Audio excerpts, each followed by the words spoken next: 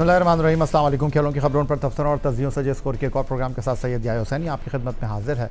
साल 2025 अपने इख्तिताम की जानिब गामज़न है, लेकिन इस साल के इख्तिताम से कबल पाकिस्तान को क्रिकेट के मैदानों पर फतूहात मिलने का सिलसिला जारी है। पाकिस्तान की कौमी क्रिकेट टीम की कारकर्दगी अपनी जगह, लेकिन पाकिस्तान की आलमी मुकाबलों में शिरकत करने वाली दीगर टीमों की कामयाबियों का तस्करा करें तो 9 नवंबर 2025 को ऑलराउंडर अब्बास आफरीदी की क़यादत में पाकिस्तान हांगकॉन्ग सुपर सिक्सेस का चैम्पियन बना। 23 नवंबर 2025 को पाकिस्तान ने कतर में एशिया कप राइजिंग स्टार की ट्रॉफ़ी इरफान खान नियाज़ी की क़यादत में उठाई और अब दुबई में फरहान यूसुफ की क़यादत में पाकिस्तान अंडर 19 एशिया कप का चैम्पियन बना। क्रिकेट का खेल पाकिस्तान में ख़ासा मकबूल है। इस खेल के हवाले से हर कोई जानना चाहता है, बात करना चाहता है। इस खेल का मुल्क में टैलेंट भरा पड़ा है और इस बात का हालिया सबूत है एशिया कप में भारत को पाकिस्तानी नौजवान खिलाड़ियों का एशिया की सतह पर चैम्पियन बनना। जूनियर सतह पर पाकिस्तान की ये फतूहात माजी में भी सामने आती रही हैं, लेकिन अब सवाल ये पैदा होता है कि पाकिस्तान के इस टैलेंट को कौन संभालेगा।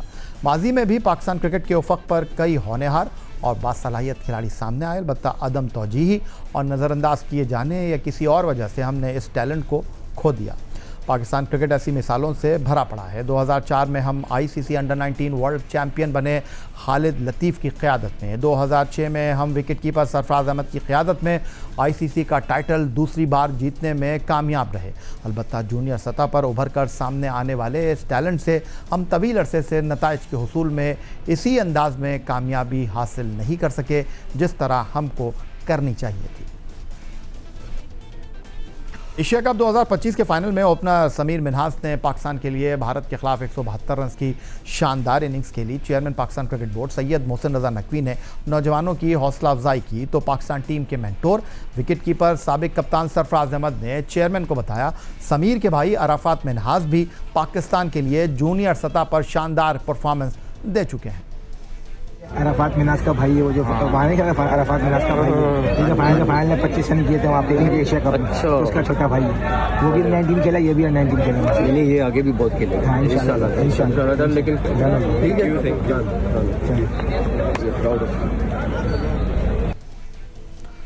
Chairman cricket board Syed Mohsin Raza Naqvi Sarfaraz की जानिब से दिए गई गुफ्तगू का जवाब दे रहे थे कि समीर मिन्हास आगे तक जाएगा और पाकिस्तान के कई ऐसे खिलाड़ी हैं जो कि मंजर आम पर उभरे अपनी परफॉर्मेंस के सबब, लेकिन आज कहीं दिखाई दे नहीं रहे। एक लंबी फहरिस्त है और इस तनाजुर में आज गुफ्तगू के लिए वीडियो लिंक पर इस्लामाबाद से हमारे साथ मौजूद हैं पाकिस्तान के साबिक टेस्ट कप्तान विकेट कीपर राशिद लतीफ़ साहब, जिनसे इन सवालों के जवाब जानने की कोशिश करेंगे।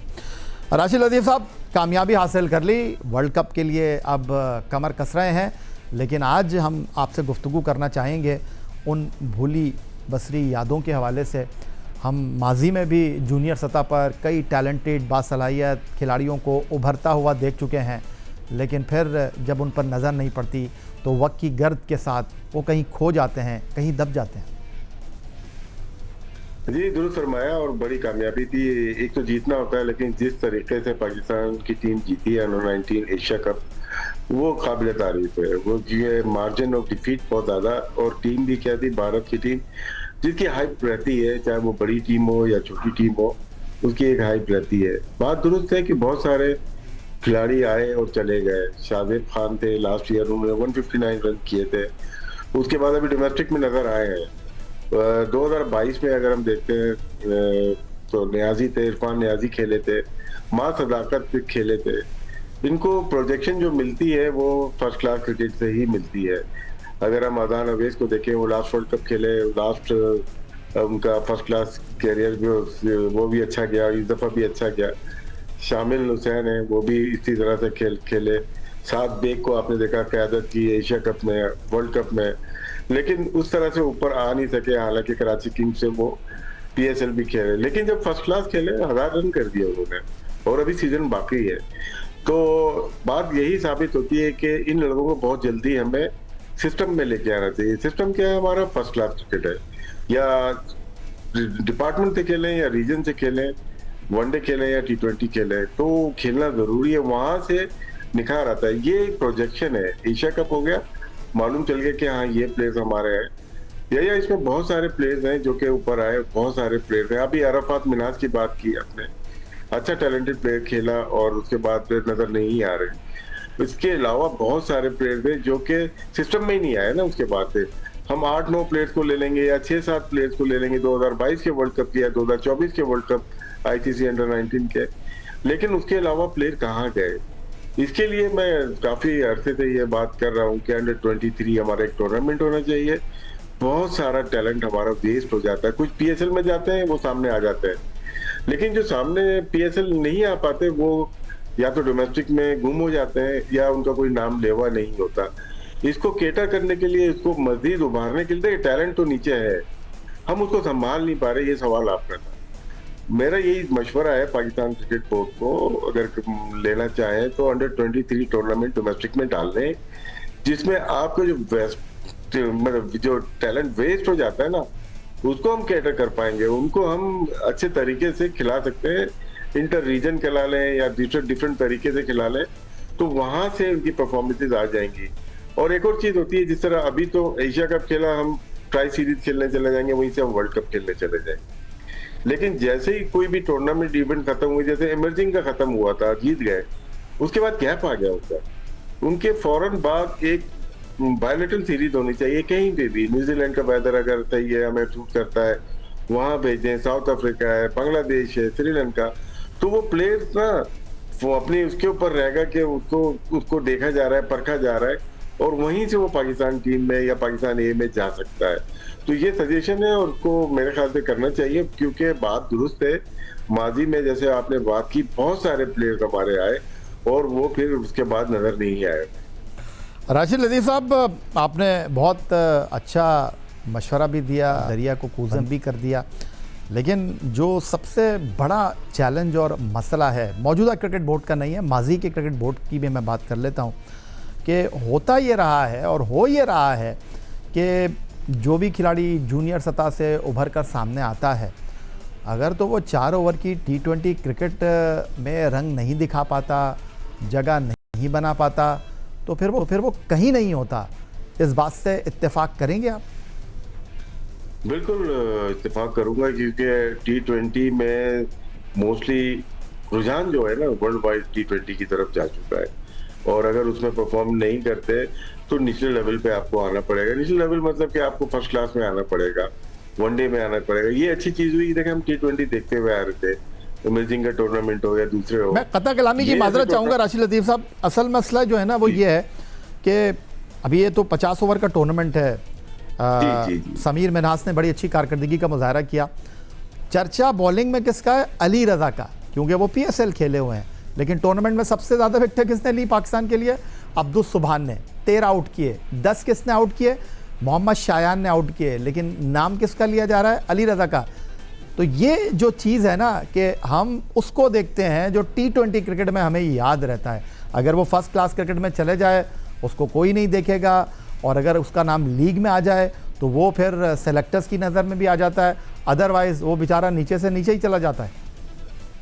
बात दुरुस्त है। देखें, जितना टीवी पे आएगा, जितना उसको एक्सपोजर मिलेगा, उतना ज्यादा नाम होता है। अली रजा खेले पिशावर जल्मी से, हमने देखा, लेकिन अली रजा भी खेले फर्स्ट क्लास में, 10 आउट किए थे फाइनल में। सियालकोट और पिशावर का फाइनल था लास्ट ईयर का, अगर देखें रीजन का, उसमें उन्होंने आउट किए थे। उसके बाद इंजरी हो गई थी, नजर नहीं आए। सुबहान की बात की, अच्छे टैलेंटेड बॉलर है, आगे से बॉल तेज कर रहे हैं। शयान की बात की आपने, अच्छे बॉलिंग कर रहे हैं ये लोग। बात दुरुस्त है कि अब टीवी पे जितना आएंगे ना, जितना एक्सपोजर मिलेगा उतना अच्छा होगा। लेकिन खेलने के लिए, अच्छी क्रिकेट खेलने के लिए आपको फर्स्ट क्लास में आना पड़ेगा। जिस तरह अली रजा ने पूरा टाइम दिया है, कुछ प्लेयर्स हैं इसमें से शायद अली रजा ही हैं जो फर्स्ट क्लास खेले हुए हैं। बाकी हमारी टीम में शायद एक आधी हो जिन्होंने फर्स्ट क्लास खेली हुई है। तो इसमें एक चीज और कर सकते हैं, जहां मैं अंडर 23 की बात कर रहा हूँ, कि अंडर जब एज हो जाती है, अंडर 19 प्लेयर को भी मौका दिया जाए फर्स्ट क्लास क्रिकेट का। जिस तरह हमारे जमाने में था, हम अंडर 19 भी खेलते थे। 17-18 साल के अंडर 19 में हमारा डेब्यू हो गया था फर्स्ट क्लास का, 3 मैचेस खेल गए थे। तो उससे क्या है, आपको ज्यादा एक्सपोजर मिलता है। अब तो टीवी का ज्यादा उस जमाने में तो नहीं था, लेकिन बात दुरुस्त है। लेकिन इसको बेहतर कर सकते हैं। आपको जब टीवी पे आए खेलने के लिए, T20 खेलने के लिए आए, तो उसको इतना मसाइल ना हो। बहुत सारे टीवी पे आके गायब भी हो जाते। हमने शुरू में देखा PSL में बैट्समैन जितने भी आए गायब हो गए। लेकिन बॉलर हसन अली आए या असगर आए या जितने दूसरे बॉलर आए उनको एक्सपोजर मिला, क्योंकि मासेस में लोग उसको फॉलो करते हैं। लेकिन इसको भी कर सकते हैं, ऐसा नहीं है। लेकिन प्लेयर को ग्रूम करने के लिए हमें जरूरी है कि हम अपने ये डोमेस्टिक के उसमें सेटअप में डालना पड़ेगा। पाकिस्तान के साबिक टेस्ट कप्तान विकेट कीपर राशिद लतीफ़ इस्लामाबाद से वीडियो लिंक पर हमारे साथ मौजूद हैं और गुफ्तगू के सिलसिले मजीद आगे बढ़ाएंगे एक ब्रेक के बाद।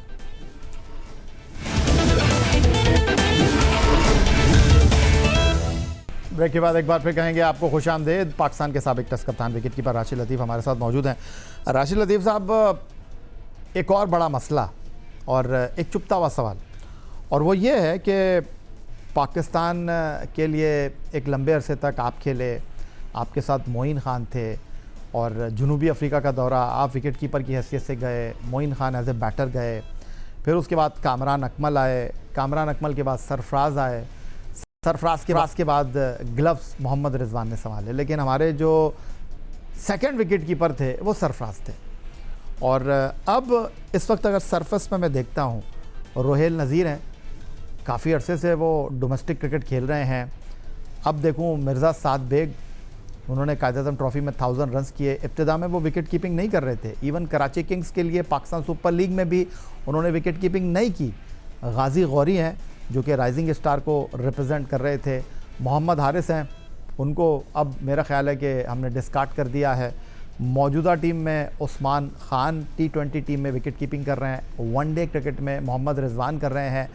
अब आपके पास इस वक्त विकेट कीपर्स काफ़ी तादाद में मौजूद हैं, तो अगर आपने इस बार भी इनको मौका नहीं दिया तो फिर ये भी ज़ाया हो जाएंगे। मुश्किल सवाल है मेरे लिए, क्योंकि बहुत जो अब आपने नाम लिए सरफराज अहमद और रिजवान, ये दो लास्ट विकेट कीपर्स बैट्समैन मैं कह सकता हूँ। बाकी जितने भी हैं बैट्समैन विकेट कीपर डेवलप हो रहे हैं, जिसमें आप उस्मान खान को देखें, वो बैटिंग करते हैं, साथ बेग ब्रिलियंट बैट्समैन है, गौरी हैं बैट्समैन है, इसके अलावा सादा फरहान बैट्समैन है। इन्होंने मौके पे ग्लव्स पकड़े हैं तो बहुत डिफरेंट हो जाता है। एक जमाना था, आपने मेरा नाम लिया, मोइन का, सरफराज हो गए, कामरान हो गए, कि विकेट कीपर बैट्समैन आया करते थे। अब बैट्समैन विकेट कीपर आ रहे हैं T20 की वजह से। अब यहाँ पे सिलेक्ट करना बड़ा मुश्किल हो रहा है। हम बड़े कड़वा घूट पीते हुए उस्मान खान को खिला रहे हैं, ना परफॉर्मेंस नहीं दी, अभी लास्ट 2 मैचेस में उन्होंने परफॉर्म किया है।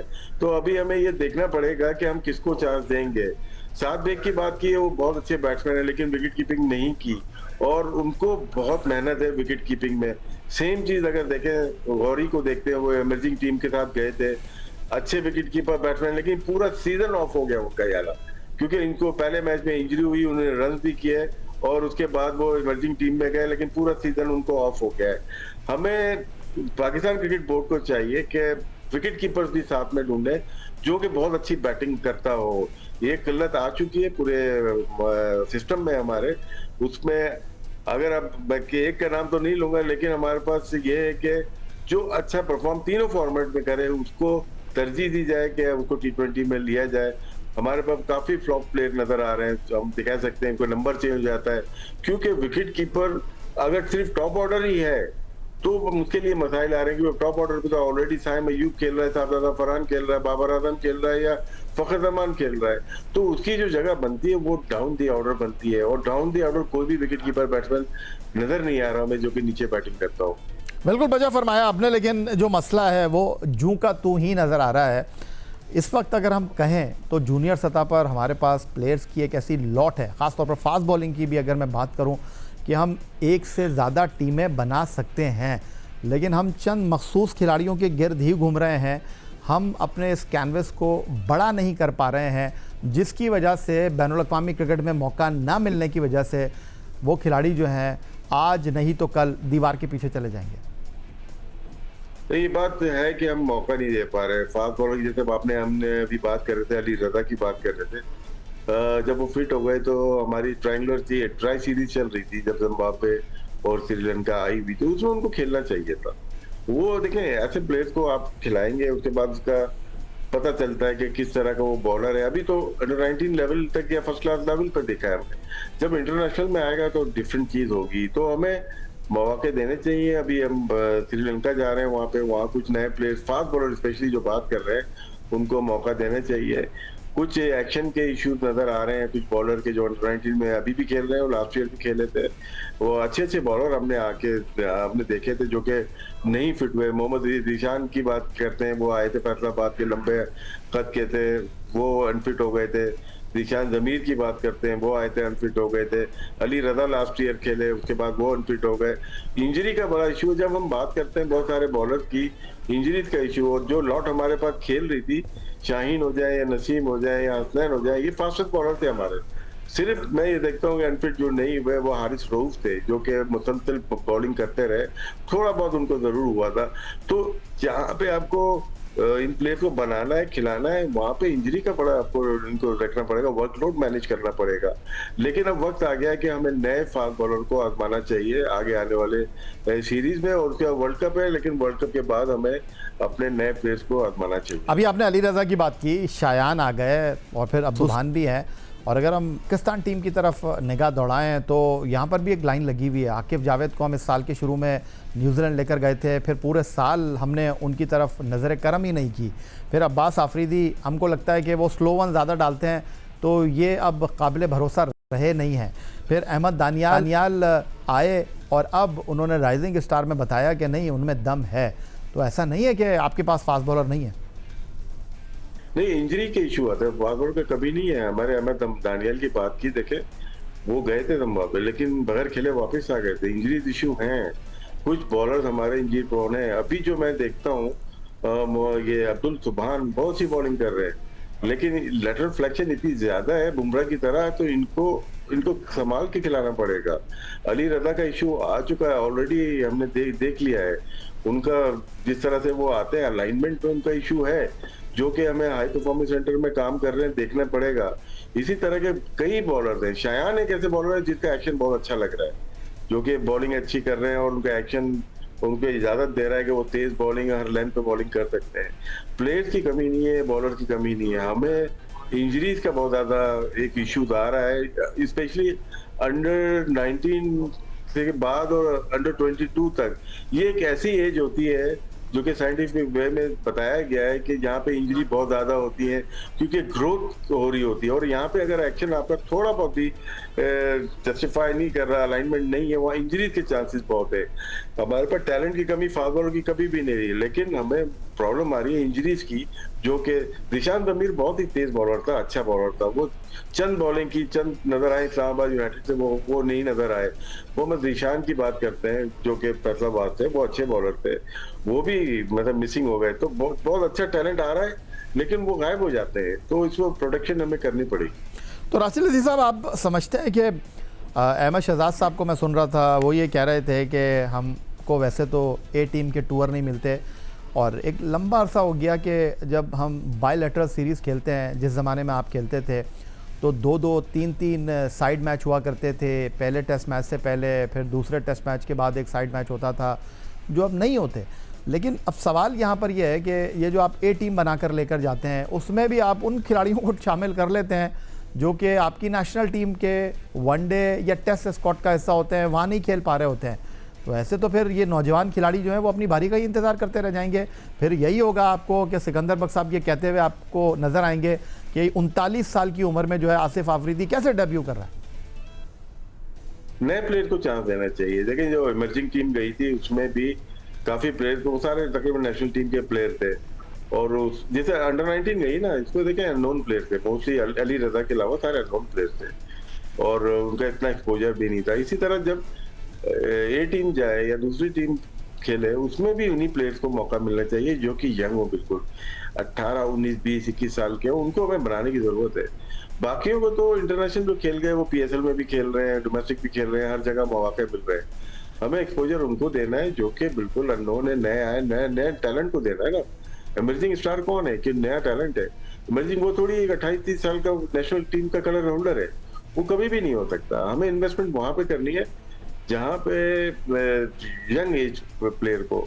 बाकी बायलैटरल में जब हम टूर करते थे, अब टाइम नहीं है लोगों के पास। अब लीग, ऑफिशियली लीग जो कह सकते हैं आप, इतनी ज्यादा है जो कि कंट्री BBL हो जाए, BPL हो जाए, PSL हो जाए, IPL हो, इतनी ज्यादा भरमार है।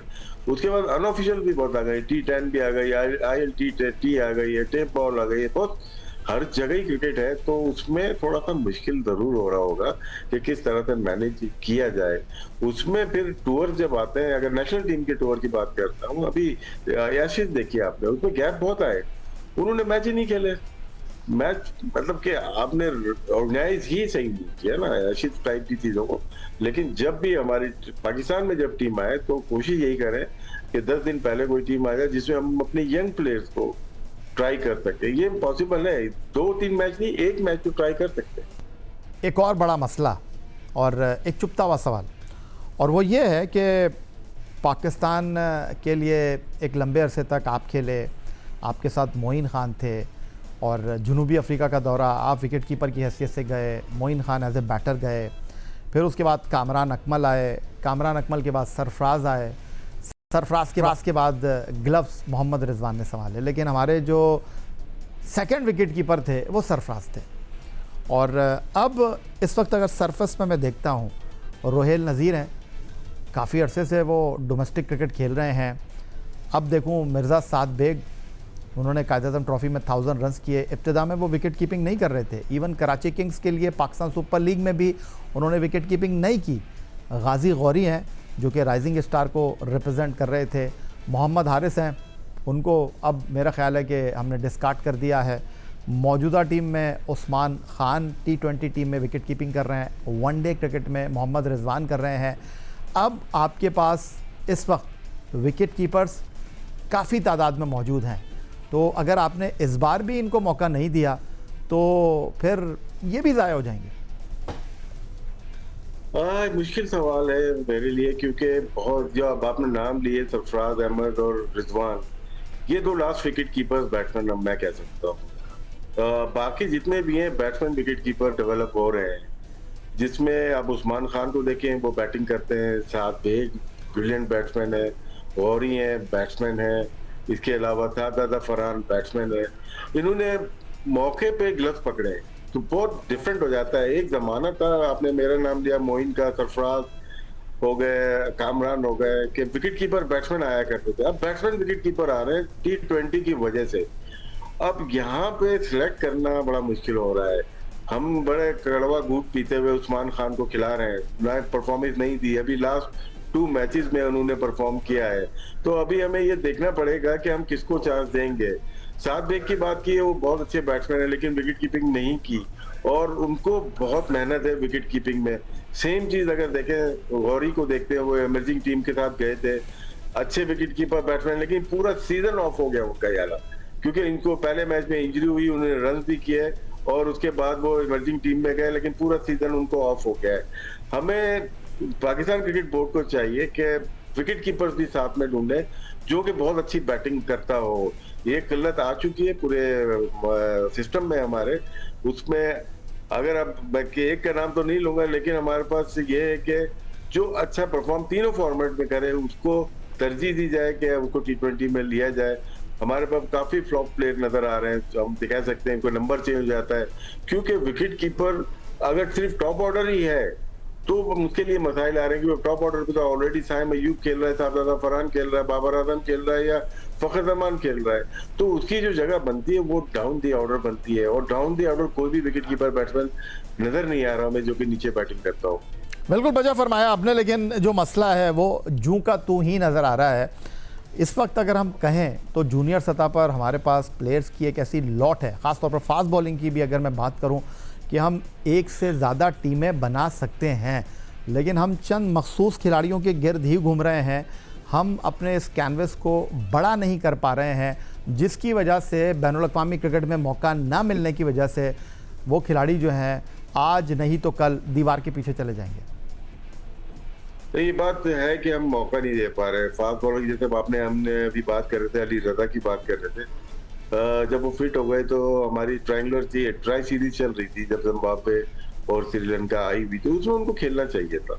वो देखें, ऐसे प्लेयर्स को आप खिलाएंगे, उसके बाद उसका पता चलता है कि किस तरह का वो बॉलर है। अभी तो अंडर 19 लेवल तक या फर्स्ट क्लास लेवल पर देखा है हमने, जब इंटरनेशनल में आएगा तो डिफरेंट चीज होगी। तो हमें मौके देने चाहिए। अभी हम श्रीलंका जा रहे हैं, वहाँ कुछ नए प्लेयर्स, फास्ट बॉलर स्पेशली जो बात कर रहे हैं, उनको मौका देना चाहिए। कुछ एक्शन के इश्यूज नजर आ रहे हैं कुछ बॉलर के, जो अंडर-19 में अभी भी खेल रहे हैं और लास्ट ईयर भी खेले थे। वो अच्छे बॉलर हमने देखे थे जो कि नहीं फिट हुए। मोहम्मद ज़ीशान की बात करते हैं, वो आए थे फैसलाबाद के, लंबे कद के थे, वो अनफिट हो गए थे। ज़ीशान ज़मीर की बात करते हैं, वो आए थे अनफिट हो गए थे। अली रज़ा लास्ट ईयर खेले, उसके बाद वो अनफिट हो गए। इंजरी का बड़ा इशू है। जब हम बात करते हैं बहुत सारे बॉलर की इंजरीज का इशू, और जो लॉट हमारे पास खेल रही थी, शाहीन हो जाए या नसीम हो जाए या हसनैन हो जाए, ये फास्टेस्ट बॉलर थे हमारे। सिर्फ मैं ये देखता हूँ कि अनफिट जो नहीं हुए वो हारिस रऊफ थे, जो कि मुसलसल बॉलिंग करते रहे, थोड़ा बहुत उनको जरूर हुआ था। तो जहाँ पे आपको इन प्लेयर को बनाना है, खिलाना है, वहाँ पे इंजरी का बड़ा आपको इनको रखना पड़ेगा, वर्कलोड मैनेज करना पड़ेगा। और जाते जाते राशिद लतीफ़ साहब, एक बड़ा अहम सवाल आपके सामने रखना चाह रहा हूँ। अभी आपने लीग क्रिकेट की भरमार बात की, तो ये जो अंडर 19 सतह पर नौजवान खिलाड़ी सामने आ रहे हैं, जिनको आप पाकिस्तान क्रिकेट का मुस्तकबिल कह रहे हैं, क्या ये ज़रूरी नहीं है कि पाकिस्तान क्रिकेट बोर्ड एक लाइन ड्रॉ करे कि जो 24 साल का 23 साल का प्लेयर है वो 3 साल तक लीग क्रिकेट नहीं खेलेगा, पाकिस्तान सुपर लीग के अलावा गैर मुल्की लीग में खेलने के लिए नहीं जाएगा, वो सिर्फ डोमेस्टिक क्रिकेट खेलेगा।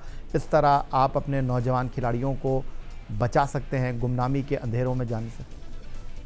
देखिए अभी ना फाइनेंशियल मैटर बहुत ज्यादा हो गया, ये बहुत ज्यादा है। अब हम तो अभी पाकिस्तान क्रिकेट बोर्ड ने इनको अनाउंस किया पैसे देने के लिए, अच्छी बात है, क्योंकि मेरे ख्याल से सबसे कम जो लोअर सैलरी स्केल है वो पाकिस्तान का ही कहलाता है, बांग्लादेश का कहलाता है।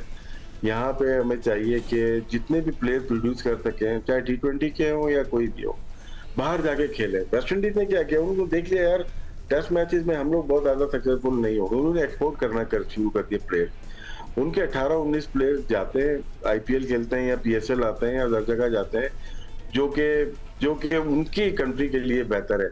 अगर मेरे ख्याल से होना यही चाहिए कि जैसे आपने बात की, इसको हम दूसरे तरीके से भी बयान कर सकते हैं। मैं अंडर 23 की बात कर रहा हूँ, अभी 2 टीम और आ रही हैं, PSL में आ रही हैं, 8 टीम हो जाएंगी।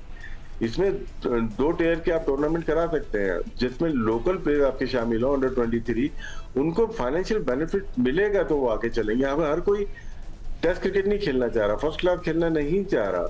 ये बहुत बड़ा सेटबैक है पाकिस्तान क्रिकेट के लिए, नहीं ये वर्ल्ड क्रिकेट के लिए भी हो। अभी आपने इंडिया की हालत देख ली, इनकी जूनियर लेवल पे हर कोई T20 खेलना चाह रहा है, 10 ओवर में 300 रन करने जा रहे हैं। सेम चीज इंग्लैंड की आपने देखी, जिनकी हम तारीफें किया करते थे 2 साल 3 साल पहले, वही वबाले जान उनके लिए बन गई है। तो इसको हमें सही करने के लिए अपने डोमेस्टिक को हम बेहतर कर लें। अंडर 23 के जो मैं जोर दे रहा हूँ इस वजह से कि नई बिड डॉक्यूमेंट हुआ है, उसके अंदर PCB कॉन्ट्रैक्ट साइन करे फ्रेंचाइज से कि आपकी लायबिलिटी है ये, कि पाथवे क्रिकेट को आप बेहतर करें। पाकिस्तान क्रिकेट बोर्ड पूरी सपोर्ट करेगा फाइनेंशियली भी, और जहां तक स्टेडियम चाहिए आपको, कोचेज चाहिए, वो सपोर्ट करेगा। लेकिन आप हमसे हाथ मिला के चलें, अंडर 23 हो या अंडर 19 हो, इनकी भी लीग्स होनी चाहिए, मेरा ये मानना है। बहुत शुक्रिया। पाकिस्तान के साबिक test captain wicket keeper Rashid Latif Islamabad से हमारे साथ मौजूद, और अंडर 19 एशिया कप में पाकिस्तान की शानदार परफॉर्मेंस और उसके बाद इन नौजवान खिलाड़ियों को मुस्तकबिल में कैसे संभाल के रखना है, पाकिस्तान क्रिकेट के लिए कारगर बनाना है, उस पर अपने ख्यालात का इजहार कर रहे थे।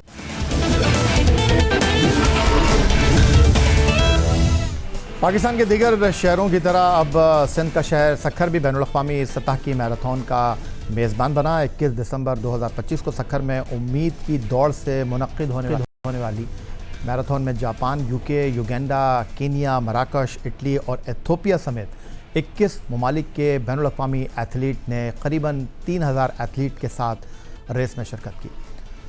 हमारे साथ सक्खर मैराथन के रनर भी आज गुफ्तगू के लिए मौजूद होंगे, लेकिन इस वक्त हमारे साथ DIG ट्रैफिक कराची मीर मोहम्मद शाह मौजूद हैं। खुशामदीद कहेंगे आपको। और शाह साहब, ये आपका ब्रेन चाइल्ड है, और सक्खर मैराथन कैसे आपके जहन में ये ख्याल आया? देखें, वैसे तो बड़े शहरों के अंदर बड़े बड़े मुकाबले हुआ करते हैं, लेकिन जैसे ही हम सिंध में कराची से अंदरून सिंध की तरफ जाते हैं तो आपको बहुत ही कम मुकाबले देखने को मिलेंगे। लेकिन जो मैराथन है ये बेसिकली सिर्फ मुकाबला या स्पोर्ट्स की हद तक नहीं होता, इसके अंदर आप अपने कल्चर को, अपनी हेरिटेज को और अपनी हिस्ट्री को बता रहे होते हैं, क्योंकि लोग दौड़ रहे होते हैं। 42 किलोमीटर मॉन्यूमेंट्स आते हैं, बड़े आइकॉनिक स्ट्रक्चर्स हैं सखर में। तो हमने सोचा कि इतना प्यारा मौसम होता है दिसंबर के अंदर, और वहाँ पर खैरपुर में खजूरों के बागात हैं, सखर का बैराज है, मासूम शाह का मीनारा है, कोट डिजी का किला है। क्यों ना हम यहाँ पर इसको शुरू करें, और लास्ट ईयर से स्टार्ट किया और अल्हम्दुलिल्लाह अब हज़ारों की तादाद में पूरे पाकिस्तान से एथलीट्स यहाँ पर तशरीफ़ लाते हैं। पीर मोहम्मद शाह साहब, जानना आपसे चाहूँगा, जो लास्ट मैराथन मुनक्किद हुई उसमें कुछ इस तरह की भी इत्तलात आई थी, लोग जो हैं वो बाइक्स के ऊपर जो है वो सफ़र कर रहे थे। इस बार आपने इन चीज़ों को किस हद तक ओवरकम किया? देखें, last year it was our first experience, और उसके बाद फिर हमने इसको काफ़ी सीखा, इसमें से हमने लेसन्स लर्न किए, और फिर हमने वर्ल्ड एथलेटिक्स को अप्लाई किया ताकि इस कोर्स को वो सर्टिफाई करें। फिर वहाँ से ऑस्ट्रेलिया से टीम आई, 1 हफ़्ता सखर रही अगस्त के महीने में, और फिर हमें सितंबर में इसकी सर्टिफिकेशन मिली। तो फिर हमारे लिए तो लाजमी था एक कि टाइम कीपिंग जो है वो इलेक्ट्रॉनिक होगी, यानी कि RFID बेस्ड चिप्स होंगी जो कि रीड करेंगी रनर को, और सेकेंडली रूट के ऊपर किसी भी किस्म का कोई भी पहिया वहाँ सिवाय उन गाड़ियों के जो कि हमें अलाउ होंगी वो चलेंगी। तो फिर हमने प्लानिंग भी उसी तरह से की, क्योंकि हमने इसको वर्ल्ड एथलेटिक्स सर्टिफाई करवा के ये साबित किया कि यहाँ पे अगर कोई अच्छे टाइम में दौड़ेगा तो वो टॉप की जो मैराथन हैं, बॉस्टन है, न्यूयॉर्क है, लंदन, टोक्यो और दुबई, वहाँ पर आसानी से रसाई हासिल कर सकता है। तो शाह साहब, पिछले साल के मुकाबले में आपने कुछ बेहतर अंदाज में इस मैराथन रेस को मुनक्किद कराया। ये बताएं कि लोगों का रिस्पांस कैसा था? 3000 से ज़ायद लोग जो थे इस मैराथन में हिस्सा ले रहे थे। फिनिश लाइन जब अबूर करने की बारी आई तो कितने लोग नज़र आए? फ़िनिश लाइन पे बहुत ज़्यादा लोग आए, 500 प्लस ने इसको फ़िनिश किया। और चूँकि इसमें वर्ल्ड इंटरनेशनल एथलीट्स आए तो शायद तो ये ओवरलुक हो रहा है कि पाकिस्तान से जो लोग आए, मैं आपको बताऊं कि आज़ाद कश्मीर और गिलगित बल्तिस्तान के हर ज़िले से, KP के 7 अजला से, पंजाब के 22 अजला से, और इसी तरह बलूचिस्तान के 9 अजला से यहाँ पर एथलीट्स आए, और सिंध तो पूरा भरा हुआ था। तो इस तरह हमने देखा कि एक रुझान पैदा हो रहा है नौजवानों के अंदर कि वो इस दौड़ में बढ़ चढ़ कर हिस्सा लें और फिनिश लाइन क्रॉस करके फिनिशर मेडल ले सकें। पीर मोहम्मद शाह साहब, जिस तरह आपने अपने आप को फिट रखा, मुझे लगता है कि आपने पुलिस में ज़्यादातर जो लोग हैं वो फिटनेस के ऊपर तवज्जो दें, क्योंकि हमने देखा कि कई सालों के बाद सिंध गेम्स पुलिस के हवाले से इनेकाद हुआ और उसमें भी आपने बढ़ चढ़ कर हिस्सा लिया। फिर इस सखर मैराथन को आप बराह रास्त देख रहे थे। तो खेलों के हवाले से जो कराची पुलिस है या सिंध पुलिस है, उसको आप किस हद तक मुतहर्रिक करना चाहते हैं? देखें, 14 साल का एक लल पीरियड आया जिसके अंदर ऑल्दो हमारे पास काफ़ी चैलेंजेस भी आए, बड़ा डार्क पीरियड था, काफ़ी शहादतें हुई, दहशतगर्दी हुई, लेकिन जैसे ही हमने बाउंस बैक किया, चैलेंजेस को सरमाउंट किया, तो अब हमारे पास इनफ टाइम है कि हम दोबारा से अपनी वही खोई हुई जो मीरास है, जो हमारे पास इतने बड़े बड़े प्लेयर्स पैदा हुए सिंध पुलिस के अंदर, कि उसको हम दोबारा समेटें। और इसी साल हमने यानी कि 7 महीने की कलील मेहनत के बाद बड़े ज़बरदस्त मुकाबले कराए, और ये सालाना मुकाबले होंगे। मैं समझता हूँ कि अगर हम ये प्लेटफॉर्म अपने पुलिस ऑफिसर्स को देते हैं हर साल, तो इंशाल्लाह यहाँ से आपको ओलंपियंस मिलेंगे। बहुत शुक्रिया पीर मोहम्मद शाह साहब, DIG ट्रैफिक कराची और सखर में रूहें रवां। और हमारे साथ मौजूद हैं सखर मैराथन में शिरकत करने वाले 2 बैनुल-अक़वामी एथलीट। इस वक्त गुफ्तगू के लिए दोनों का ताल्लुक़ कीनिया से है, डेविड ब्राइन और मोइनी मोटुको। पहले डेविड, आपसे गुफ्तगू कर लेते हैं। सखर मैराथन में बताइए, आपका तजुर्बा कैसा रहा? पहली बार पाकिस्तान आए हैं। This is my first time to visit Pakistan, and I really enjoyed so much. Thanks to the organizers of Loksaita Marathon, the Hope Run, the DIG, Mr. P. Mohammed Shah.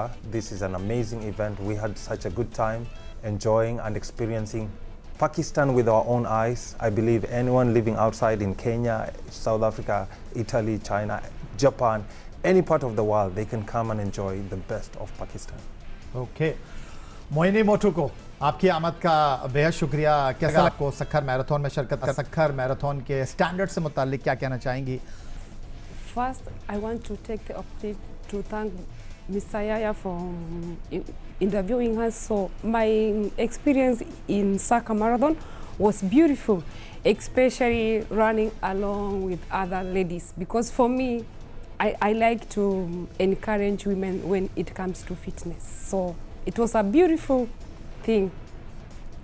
Okay David, Kenya marathon के हवाला से अगर हम बात करें तो एक हमें लगता है कीनिया पाकिस्तान में मैराथन के एथलीट से मुताल्लिक आप क्या कहना चाहेंगे? Speaking as a coach and the experience that I have coaching world standard athletes, Pakistan has good runners. That's what I saw on the podium. Top 4 was from Pakistan. This shows the potential of having many athletes to grow from Pakistan and to represent Pakistan in the whole world. So I believe there's good potential and the future is really bright for Pakistan, and the DIG and the other members are doing much splendid communication to make sure that the athletics standard in Pakistan is growing. It starts like a seed and it grows and becomes like a beautiful flower. So the future is very bright for Pakistan. That's wonderful. मोइनी, marathon में आप कब से participate कर रही हैं और एक साल में आपको क्या लगता है एक एथलीट को कितनी मैराथन में पार्टिसिपेट करना चाहिए? For me, I'm not a marathon runner, but the maximum I do is 21 kilometers. But for me, in a week, I can run more than four times when I'm doing my normal lifestyle training. So I think, according to me and my capability, I think nobody who is limited to anything. As long as the mind is strong, anything is possible once you set a goal. Yes. Okay David, बारे में कुछ बताइएगा। Marathon में participate कर रहे हैं, आप coach भी हैं, और अब तक कितनी मैराथन में आप पार्टिसिपेट कर चुके हैं? Yes. First of all, I would like to say a professional marathon runner can do about 8 to 10 marathons within 1 year. It depends with how much elite that person is. And then number 2, this was actually my first marathon to run. Since I started running, I started as a short distance runner. When I go to other countries, they call me Usain Bolt, and people get confused if I'm the real Usain Bolt or the copy of Usain Bolt. But I started running as a 100-meter runner, and coming out from running, I started coaching other people. So this was actually my first marathon to complete, to show hope to my other athletes and to show hope to the whole people that yes, you can complete this marathon. It took me 2 weeks to set up my mind and convince myself that I'm going to run this 42 kilometers. So my first marathon was right here in Pakistan, and I'm really happy for the results. Not because I've been training for marathon, but because I'm a coach and I've completed my first marathon, and most especially here in Pakistan. That's wonderful. Moini, आप अपने मुताल्लिक़ कुछ बताइएगा, अब तक कितनी marathon में participate कर चुकी हैं और अब आपकी अब तक की जो बेहतरीन कारकर्दगी वो क्या है? According to me, I think running has been my lifestyle since I'm small. So everything from my village, being a childhood, whereby I grew up in a very local family where there was no means of transport. Running to school was the only option to get you to school. When you are going to fetch the water, you need to be running to go and fetch the water. I think running has been my lifestyle, and it keeps the mind healthy. So running is not about how long you're gonna run, but for me it is a lifestyle. Keeping fit, keeping healthy, and setting the goals. Once you say you're gonna do it, I'm sure you're gonna do it, because no human being who is limited to anything. Thank you very much मोइनी मोटुको, and thank you very much David Brian हमारे साथ मौजूद थे। Sukkur marathon में शिरकत करने वाले कीनिया के ये 2 बैनुल-अक़वामी एथलीट अपने तजुर्बे के हवाले से हमें आगाह कर रहे थे। Thank you. और यही था आज का हमारा प्रोग्राम। एक बार आप हमें फॉलो कर सकते हैं, ईमेल कर सकते हैं, अपनी राय साझा कर सकते हैं score@jio.tv पर। इस दुआ, इस उम्मीद, इस तवक्को के साथ कि पाकिस्तान में खेलों खिलाड़ी तरक्की करते हैं। सैयद या हुसैन को स्कोर की पूरी टीम के साथ अगले प्रोग्राम तक के लिए इजाज़त दीजिए। अल्लाह हाफ़िज़।